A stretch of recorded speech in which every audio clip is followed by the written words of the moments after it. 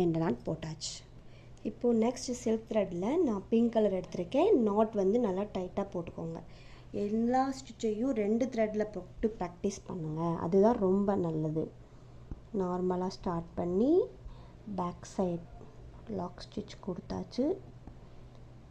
இந்த டைரெக்ஷனுக்கு வந்து ஒரு லாங் செயின் ஸ்டிச், அது கலண்டாமல் இருக்க ஒரு குட்டி லாக் ஸ்டிச்.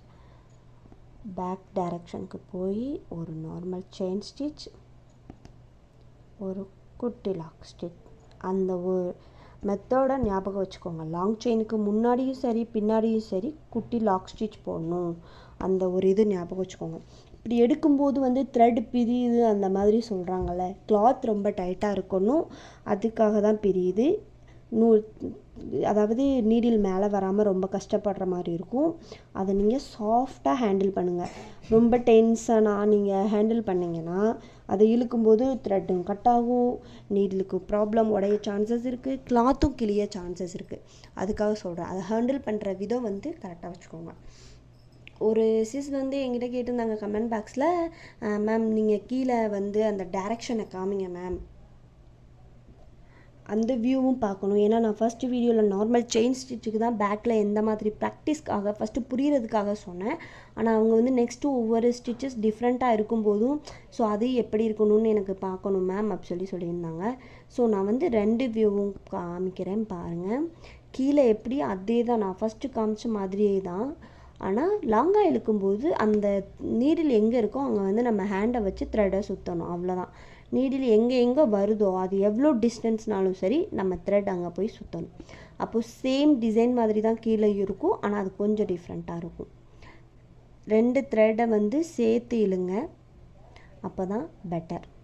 இப்போ உங்களுக்கு மேலே கீழே 2 அப்பு டாப் அண்ட் பாட்டம் வியூ பார்க்கும்போது உங்களுக்கே ஈஸியாக புரியும். கீழே ஒன்றும் அவ்வளோ பெரிய இது கிடையாது, நம்ம நீடில் எங்கே போதோ அங்கே போய் நூலை சுற்றணும். அது அந்த அளவுக்கு நூல் தானாக வந்துக்கிறோம், அந்த டைரெக்ஷனும் தானாக வந்துடும், அவ்வளோதான். ரொம்ப பெரிய இதெல்லாம் கிடையாது, எல்லாமே சிம்பிள் தான். ஸ்டார்டிங்கில் வந்து கஷ்டமாக இருக்கும், நம்மளால் போட முடியாது அப்படி நெகட்டிவ் தாட்ஸ் தான் நமக்கு வரும். அந்த நெகட்டிவ் தாட்ஸையும் பாசிட்டிவ் ஆக்குறது நம்மளோட கையில் தான் இருக்குது. ஸோ நீங்கள் உங்களோட மன தைரியத்தால் இதை பண்ணுங்கள். நான்லாம் ரொம்ப பேடாகவே பண்ணேன், என்னால் ஒரு நல்ல ப்ரைடல் ப்ளவுஸ் பண்ணுற அளவுக்கு என்னால் இப்போ முடியும். ஸோ உங்களாலேயும் கண்டிப்பாக முடியும். நெகட்டிவாக இருக்கிறத பாசிட்டிவ் ஆக்குறது நம்ம கையில் தான் இருக்குது.